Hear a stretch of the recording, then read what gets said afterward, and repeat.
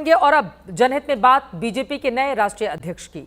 दुनिया के सबसे बड़े राजनीतिक दल का नया प्रमुख कौन होगा, इस सवाल के जवाब का इंतजार बीते 1 साल से पूरे देश को है, लेकिन अब यह इंतजार खत्म होने वाला है।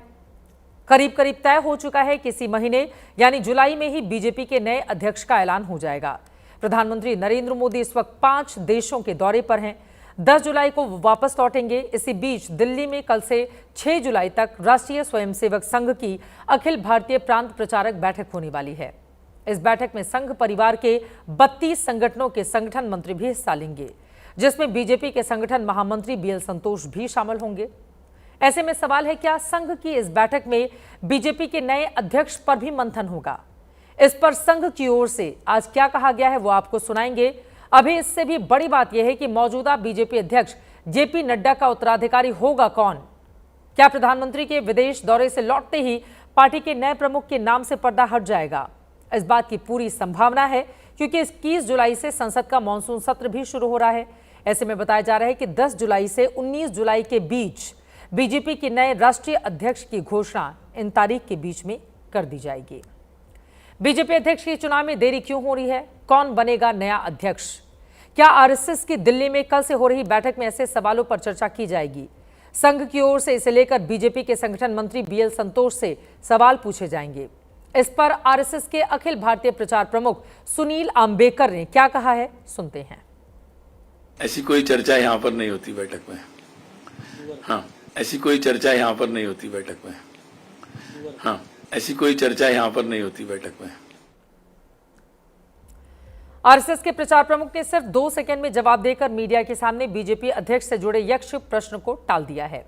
बीजेपी भले ही एक स्वतंत्र राजनीतिक संगठन हो, लेकिन संघ से उसका जुड़ाव शरीर और आत्मा जैसा है। मिसाल के तौर पर पार्टी के नए प्रदेश अध्यक्ष के चुनाव को ही देख लें। आज ही पश्चिम बंगाल में बीजेपी ने प्रदेश अध्यक्ष की कमान समीक भट्टाचार्य को सौंपी है। उनका चुनाव निर्विरोध हुआ। राज्यसभा सांसद समीक संघ के पृष्ठभूमि से आते हैं। उन्होंने 1971 में हावड़ा में आरएसएस से जुड़कर काम करना शुरू किया था। बाद में वो बीजेपी में आ गए। समीक को संघ और संगठन का करीब 4 दशक का लंबा अनुभव है। विधायक भी रह चुके हैं। पश्चिम बंगाल के भद्रलोक में उनकी पहचान बेहद मिलनसार और सबको साथ लेकर चलने वाले नेता के तौर पर है। पश्चिम बंगाल के अलावा कई अन्य राज्यों में भी हाल ही में बीजेपी के प्रदेश अध्यक्ष पर अगर नजर डालें तो कई बातें कॉमन पाई जाएंगी। पश्चिम बंगाल में बीजेपी के नए प्रदेश अध्यक्ष समीक भट्टाचार्य हों या मध्य प्रदेश के हेमंत खंडेलवाल, महाराष्ट्र के रविंद्र चौहान, उत्तराखंड के महेंद्र भट्ट, हिमाचल प्रदेश के डॉक्टर राजीव बिंदल, आंध्र प्रदेश के पीवीएन माधव या तेलंगाना के एन रामचंद्र राव, अंडमान और निकोबार के अनिल तिवारी, ये सारे प्रदेश अध्यक्ष आरएसएस से ही बीजेपी में आए हैं, यानी कि आरएसएस की पृष्ठभूमि रही है। नए प्रदेश अध्यक्षों में कुछ ही अपवाद हैं, जैसे लद्दाख के ताशी ग्यालसन, मिजोरम के बिछुआ, पुडुचेरी के वीपी रामलिंगम का अतीत संघ से जुड़ा नहीं रहा है। बीजेपी के राष्ट्रीय अध्यक्ष के चुनाव के लिए आधे से अधिक यानी 19 राज्यों में प्रदेश अध्यक्ष के चुनाव जरूरी हैं। बीजेपी अब तक इससे कहीं ज्यादा 28 से भी अधिक हिस्सों में केंद्र शासित प्रदेशों में संगठन चुनाव पूरे कर चुकी है। इस तरह से अब जेपी नड्डा के उत्तराधिकारी के चुनाव की पिच पूरी तरह से तैयार है। बस उम्मीदवार के चयन का और चुनाव की प्रक्रिया का इंतजार है।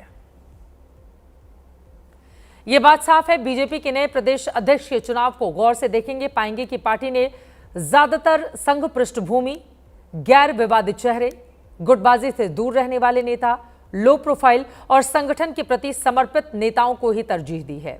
ऐसे में सवाल यह है, क्या इन्हीं पैमानों पर राष्ट्रीय अध्यक्ष भी बीजेपी का चुना जाएगा? क्या बीजेपी के नए प्रदेश अध्यक्षों के चयन में अगले राष्ट्रीय अध्यक्ष के चुनाव का कोई संकेत छिपा है? ऐसे सवालों पर बीजेपी को करीब से देखने और समझने वाले देश के वरिष्ठ पत्रकार राकेश शुक्ला क्या कहते हैं, उनकी बातों को ध्यान से सुनना जरूरी है। भाजपा के नए राष्ट्रीय अध्यक्ष के चुनाव का सबसे बड़ा पैमाना होगा नरेंद्र मोदी के नाम पर मोहन भागवत जी की मुहर।